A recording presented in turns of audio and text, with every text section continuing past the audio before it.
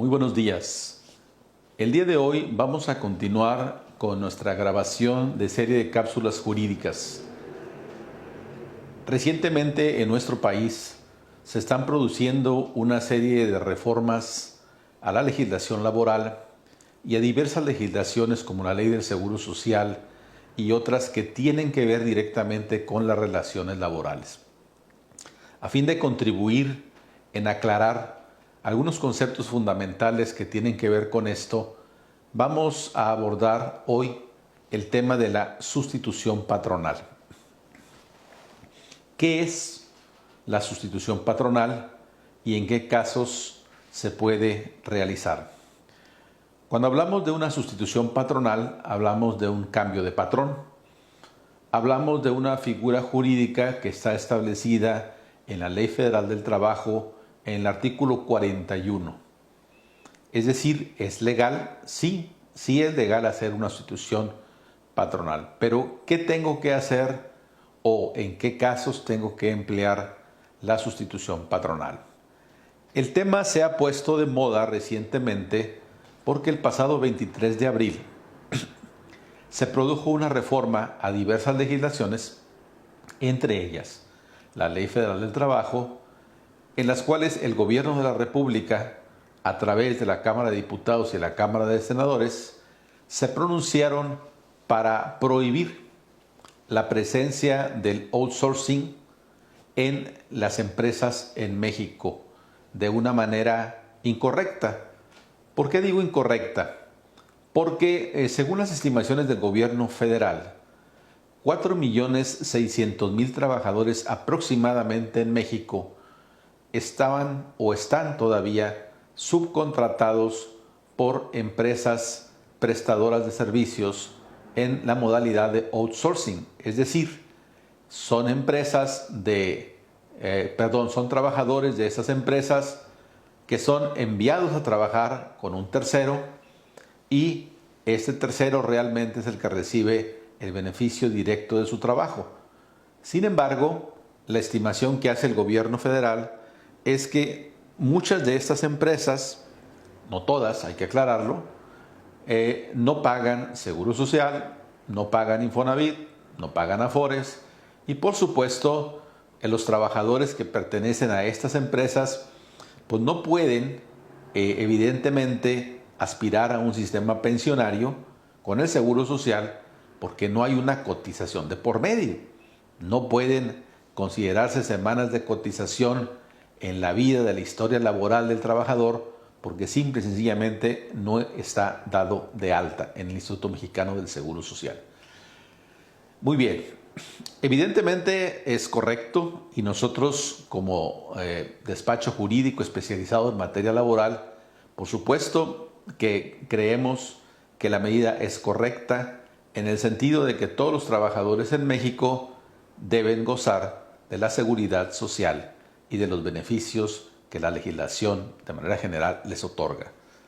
Pero esta regulación, esta reforma a partir del 23 de abril, empezó a contar a partir del 24 de abril, le otorgó a los patrones en México que estaban trabajando bajo este sistema de outsourcing 3 meses.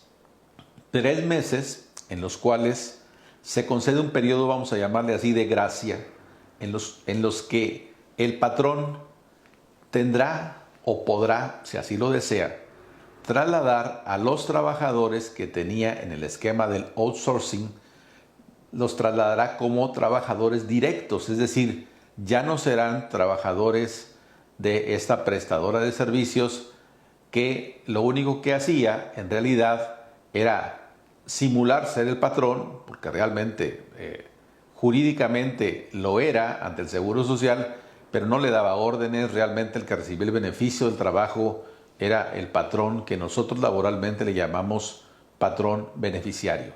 Entonces, bajo este orden de ideas, en estos 3 meses, estas empresas que se consideran empresas de outsourcing deberán, en un momento determinado, ponerse de acuerdo con el patrón beneficiario, con el patrón en el cual iban a trabajar todos los días los empleados, para que se trasladen esos trabajadores de esta empresa a la que realmente es la que recibe el beneficio de sus servicios.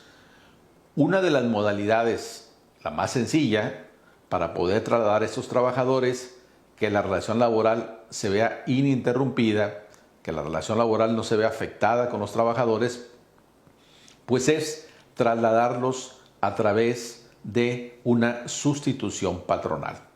¿Existen otras modalidades? Sí. Puede haber una fusión mercantil, puede haber otro tipo de esquemas, pero son más complicados. En estos 3 meses que ya están corriendo, se le concede el beneficio al patrón que va a ser sustituido y al patrón sustituto de que se haga este convenio con el único y exclusivo requisito formal de que el nuevo patrón, vaya que en realidad ya era el patrón, le reconozca la antigüedad a los trabajadores, le reconozca sus condiciones laborales. ¿Qué condiciones laborales? Pues su puesto, su salario, su horario, sitio de prestación de servicios, todas aquellas que establece el artículo 25 de la Ley Federal del Trabajo. ¿Cómo se hace la sustitución patronal? El artículo 41 de la Ley Federal del Trabajo dice: la sustitución del patrón no afectará las relaciones de trabajo de la empresa o establecimiento. El patrón sustituido será solidariamente responsable con el nuevo por las obligaciones derivadas de las relaciones de trabajo y de la ley nacidas antes de la fecha de la sustitución, hasta por un término de 6 meses.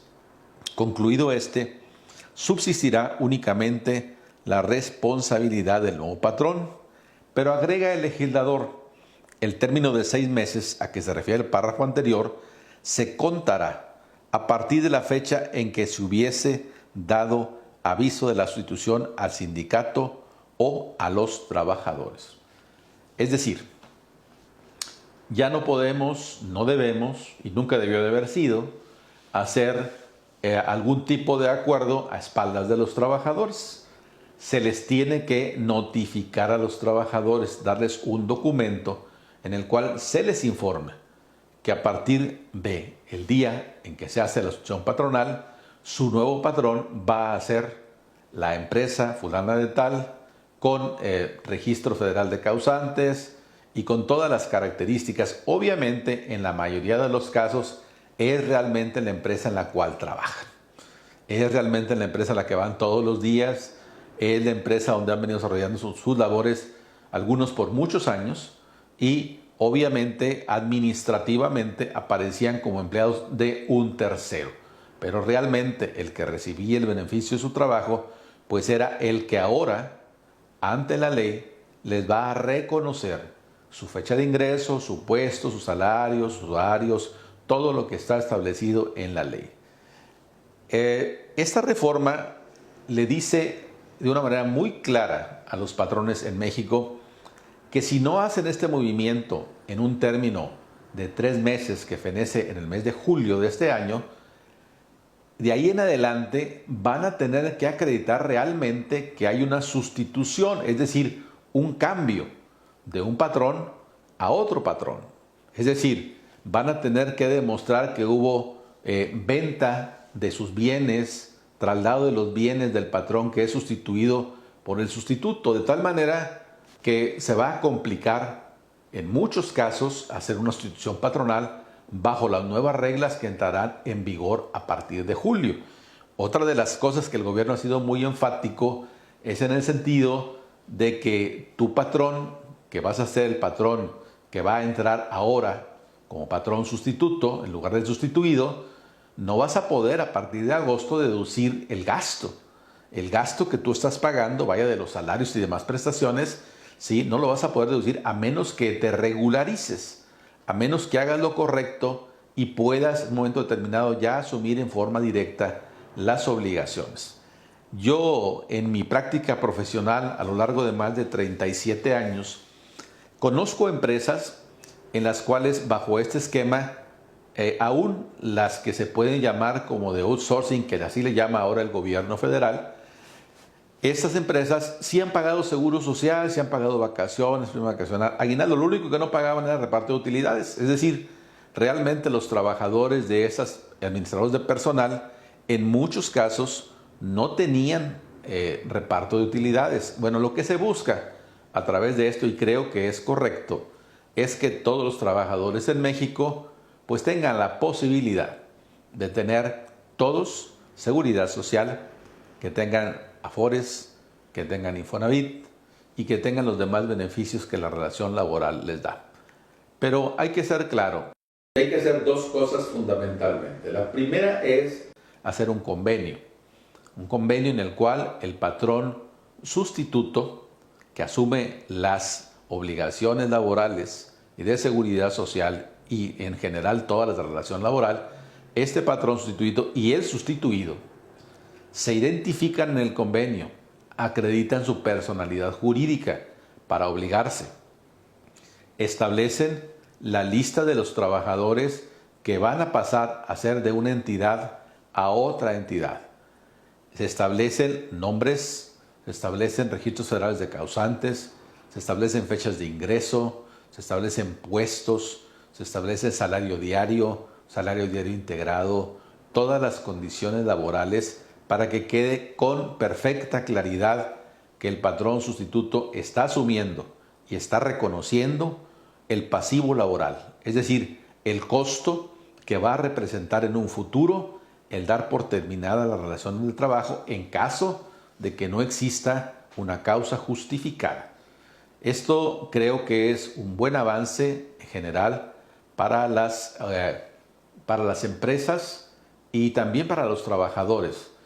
Se habla de que se va a incrementar el costo para las empresas ahora que tengan que pagar esto. Bueno, es que esto nunca debió de haber sido. En realidad son obligaciones que tienen todos los patrones en México y era incorrecto que unos sí lo hicieran y otros no lo hicieran. Al final de cuentas, en una competencia sana, pues todos tienen que cumplir y tenemos que cumplir con nuestras obligaciones y el gobierno tendrá que hacer lo suyo. El gobierno tendrá que darnos seguridad, tendrá que darnos paz, tendrá que darnos la certeza económica para que se pueda seguir avanzando en este país. Entonces, resumiendo, ¿la sustitución patronal es posible? Sí, sí es posible. El fundamento legal es el artículo 41 de la Ley Federal del Trabajo. Hacemos dos cosas: el convenio ante la autoridad laboral. Por un lado, hacemos la manifestación ante el Instituto Mexicano del Seguro Social de condición patronal, hacemos los movimientos, pero también le reconocemos, y esto es bien importante y no se puede dar sustitución si no hay esto, le reconocemos a los empleados fecha de ingreso, puesto, salario y condiciones laborales, y les notificamos por escrito, con su firma y su huella, donde les estamos diciendo que a partir de esta fecha su nuevo patrón será este y que le reconoce todas las condiciones laborales.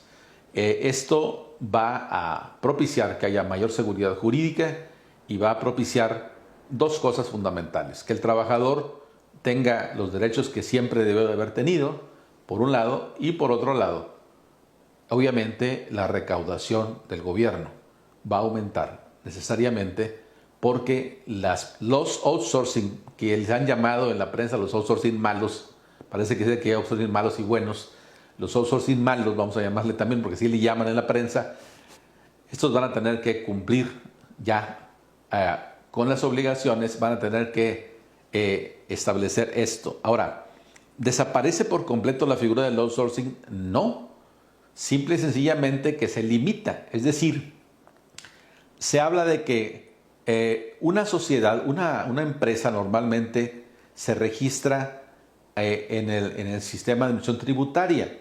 Cuando tú te registras en el sistema de administración tributaria, viene cuál es tu actividad preponderante, es decir, a qué te vas a dedicar. Y la reforma lo que dice es que tú no puedes tener trabajadores de terceros en tu compañía si van a realizar tu actividad preponderante. Vaya, ejemplo, si tú eres una empresa transportista, tus choferes no pueden ser de otra persona más que tuyos, ¿sí? Porque tu actividad preponderante es el autotransporte. No pueden ser empleados de un tercero. Si tú eres una agencia aduanal, tus despachadores las personas que prestan servicios para ti tendrán que ser empleados directos tuyos, no pueden ser empleados de un tercero, definitivamente. Ahora bien, ¿qué sucede? ¿Quiénes sí pueden ser? Bueno, en las empresas en general, cuando son personas morales, tienen un acta constitutiva y ahí viene el objeto, es decir, cuáles son las actividades principales. En el caso de las personas morales, dice la reforma que no puedes tener trabajadores de tu objeto, de tu razón de ser. Vaya, si eres una maquiladora, tus operarios no pueden ser de un tercero, tienen que ser tuyos directamente porque esa es tu razón de ser. El objeto social desde el punto de vista societario de la Ley General de Sociedades Mercantiles, la actividad preponderante desde el punto de vista del sistema de administración tributaria va a determinar que en esos dos casos específicos tú no puedes tener trabajadores de terceros. Pero ¿qué trabajadores puedes tener? Bueno, puedes tener que estén en la empresa personas que presten un servicio personal especializado. Para eso, el pasado 24 de mayo de este año acaba de salir una reforma en donde se establece básicamente cuál es el trabajo especializado. Y yo lo diría de una manera muy simple. Trabajo especializado, como su nombre lo indica, es cuando una persona está trabajando dentro de tu compañía, ¿sí?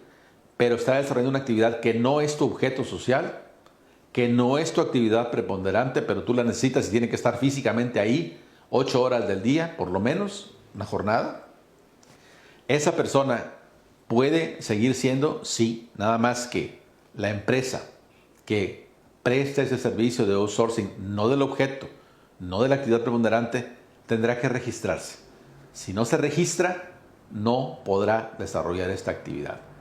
En una próxima entrega de otro capítulo de estas cápsulas informativas, vamos a ver cuáles son los pasos para el registro de estas empresas, cuánto tiempo tienen y cuál es el procedimiento que se tiene que seguir. Porque si no lo hacen, el patrón, la empresa principal que los contrata, ya no va a poder deducir este gasto. Entonces, estamos contra reloj. Hay que empezar a mover todo esto para que aquel que tenga en forma permanente empleados especializados, que no sean del objeto, que no sean de la actividad preponderante en una empresa, tendrá que pasar este registro ante la Secretaría del Trabajo y Previsión Social y obtener la autorización y una serie de obligaciones que adquiere a partir de este registro como empresas que prestan personal especializado. Muchas gracias por su atención. En Terán, Peña y Esparza Abogados, asimismo como en Corporativo Empresarial de Consultoría Integral Laboral, les reiteramos nuestra disposición a colaborar con ustedes para seguir en una etapa de cumplimiento de las normas que tenemos que observar en nuestro país. Muchas gracias.